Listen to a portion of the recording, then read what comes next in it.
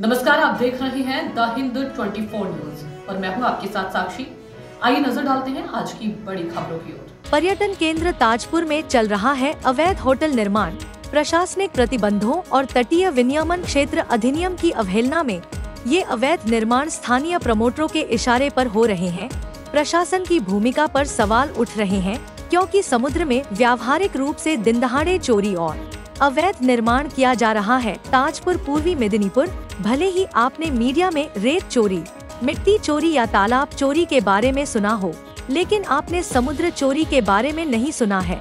खुले दिन के उजाले में कम ज्वार पर कंक्रीट की प्राचीरें बनाई जा रही हैं। गढ़वाल के ऊपर से ज्वार गुजर रहा है। कई होटल की दीवार पर समुद्र का पानी उछल रहा है। इतने लंबे समय से प्रशासन की नाक के नीचे खुलेआम यह निर्माण कैसे चल रहा था, इसको लेकर सवाल उठता है। मंदारमणि तटीय थाना पुलिस ने इस अवैध निर्माण पर छापेमारी कर 2 लोगों को गिरफ्तार किया है। 2011 में दीघा शंकरपुर डेवलपमेंट बोर्ड यानी DSDA को शामिल किया गया, लेकिन अवैध निर्माण की तस्वीर बिल्कुल नहीं बदली। 2012 में सबसे पहले ताजपुर की खूबसूरती से प्रभावित होकर जिला प्रशासन को ताजपुर को अंतर्राष्ट्रीय पर्यटन केंद्र के रूप में विकसित करने का निर्देश दिया। उन्होंने ताजपुर में अवैध निर्माण को लेकर भी चेतावनी दी। स्थानीय सूत्रों के मुताबिक 2012 में ताजपुर में 19 होटल थे, लेकिन प्रशासन ने 2014 में 4 अवैध होटलों को ध्वस्त कर दिया। 2017 में होटलों की संख्या 31 थी, लेकिन अब होटलों की संख्या 150 के आसपास है। कोस्टल रेगुलेटिंग जोन एक्ट की अवहेलना करते हुए बंगाल की खाड़ी तट पर पर्यटन केंद्र ताजपुर में कई होटलों का निर्माण किया जा रहा है। स्थानीय लोगों का दावा है कि कुछ अमीर विदेशी स्थानीय ठेकेदारों के साथ मिलकर इस अवैध निर्माण को अंजाम दे रहे हैं। रामनगर एक ब्लॉक के भूमि विभाग द्वारा पहले नोटिस दिए जाने के बावजूद भी इस अवैध निर्माण को नहीं रोका गया है। मंदारमणि कोस्टल पुलिस ने माधुरी लेक एंड रिसोर्ट में छापेमारी कर कई निर्माण सामग्री जब्त की।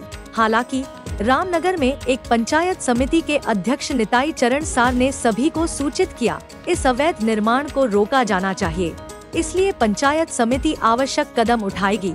ताजपुर होटलियर्स एसोसिएशन के सचिव श्यामल दास इस अवैध निर्माण की जिम्मेदारी प्रशासन के कंधों पर डालकर खुद को दोष मुक्त करना चाहते हैं। उन्होंने कहा, अवैध निर्माण देखना एसोसिएशन का काम नहीं है। हमने बार बार कहा, लेकिन किसी ने नहीं सुना। ये अवैध निर्माण महीनों से प्रशासन की नाक के नीचे हो रहा है। 20-22 दिन এখনো চলছে তো, এই তো মিস্ত্রিরা আসছে দেখছি তো, এখনো বন্ধ ছিল, কনস্ট্রাকশন বন্ধ ছিল। বন্ধ আমি বলতে পারছি না, এগুলো আমরা এগুলো দেখিও না। আমরা এগুলো সব মালিক বাবু আর কন্ট্রাক্টরের নাম গোপাল বেরা। সরকার বন্ধ করে রেখেছে, তবে পয়সা দিলে আবার হয়ে যায়।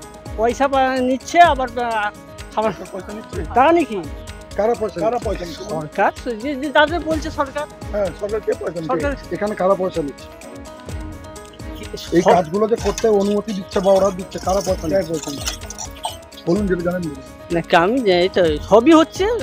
কে পয়সা? কি আপনি বললেন যে সরকার পয়সা নিচ্ছে, একটা কত বড় অভিযোগ করেন আপনি, বুঝতে পারছেন সরকারের বিরুদ্ধে?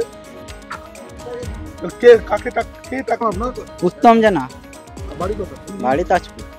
আচ্ছা, এই যে এখানে গ্রাম সদস্য? না গ্রাম সদস্য না। আচ্ছা, যেটা জানা হচ্ছে এই যে কনস্ট্রাকশন, এটা তো ইলিগাল কনস্ট্রাকশন, এখানে যে কাজ করছে না, এটা তো আমরা জানি না। আমাদের কাজ করতে আমরা মজুর কাজ করি, সকাল হলে আসি, কাজ করি, চলে যাই। তাজপুরে আমরা দেখছি যে একেবারে সমুদ্রের উপরেই কনস্ট্রাকশন হচ্ছে, অবৈধ কনস্ট্রাকশন। আমরা আপনার কাছে জানতে পারলাম, বিশ্বসূত্রে আমরা জানতে পেরেছি সমুদ্রের একবারে কাছাকাছি গাড়োয়াল তৈরি করছেন প্রতিভাবান ব্যক্তি। আমরা তাদের নির্দেশ দিয়েছি এবং আমাদের পঞ্চায়েত সমিতিতে কোনো পারমিশন নেই। অবৈধ যারা কনস্ট্রাক্ট করছে পুলিশ প্রশাসনকে হস্তক্ষেপ করতে বলা হয়েছে এবং আমরা নিজেরাও ব্লক থেকে এবং পঞ্চায়েত সমিতির পক্ষ থেকে আইনগত ব্যবস্থা গ্রহণ করার ব্যবস্থা নেব। কিছুটা কাজ হয়ে গেছে, সেগুলো কি ভেঙে ফেলা বা? নিশ্চিত আমরা আইনে যেটা বলা আছে সেই আইন মোতাবেক আমরা কাজটা করব। যেহেতু কোস্টাল লিমিটেশন জোনের মধ্যে যে আইন কানুন আছে সেই আইনকে দেখে নিয়ে তার বিরুদ্ধে। তাজপুরে একেবারে সমুদ্র দখল করে সমুদ্রের উপরে নতুন হোটেল নির্মাণ হচ্ছে, পুরনো কোনো হোটেল নয়, নতুন করে একেবারে বহাল তবিয়তে রমরমে নির্মাণ চলছে, একদম মেন রোডের পাশে। তো আপনারা তো হোটেলিয়ার্স অ্যাসোসিয়েশন তাজপুরে রয়েছেন, আপনি কর্মকর্তা, আপনারা কি স্টেপ নিচ্ছেন বা এইটা নিয়ে কি বলবেন? স্টেপ নেওয়ার ক্ষমতা তো আমরা হোটেল অ্যাসোসিয়েশনে, আমি সম্পাদক হিসাবে তাজপুর ওখানের যে উন্নয়ন, আমরা যখন হোটেল করেছি তাজপুর 500 মিটার দূরে চিন্তা ভাবনা করে জঙ্গল বাঁচিয়ে করেছিলাম।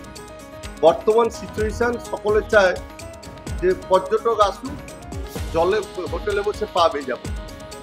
তো আজকে আমি আমার হোটেলিয়ার্স হোটেল করছেন, আমরা হোটেলের ডেভেলপ হবে, হোটেলের মানুষজন আসবেন, কিন্তু এই যে সমুদ্র পাশে 50 মিটারের ভিতর এই যে কাজকর্ম হচ্ছে, যেটা আপনারা বলছেন যে প্রচুরভাবে কাজ হচ্ছে, এটা দেখার দায়িত্ব আমাদের অ্যাসোসিয়েশন নয়, দেখার দায়িত্ব প্রশাসনের।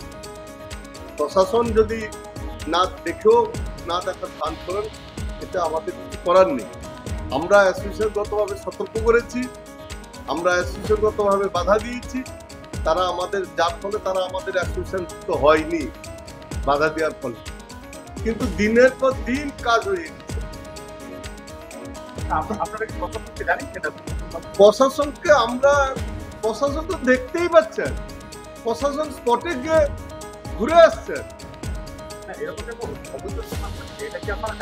হ্যাঁ, প্রশাসনকে জানিয়েছি। মুখ্যমন্ত্রী 2017 সালে এসে তাজপুরে যাতে নতুন করে কোনো নির্মাণ না হয় তার দেখভালের জন্য হোটেলিয়ার্স অ্যাসোসিয়েশনকেই দায়িত্ব দিয়ে গেছিলেন, অনুরোধ করে গেছিলেন। মাননীয় মুখ্যমন্ত্রী 2011 সালে মুখ্যমন্ত্রী হওয়ার পরে 2012 সালে 27শে জানুয়ারি তাজপুরে প্রথম এসেছিলেন।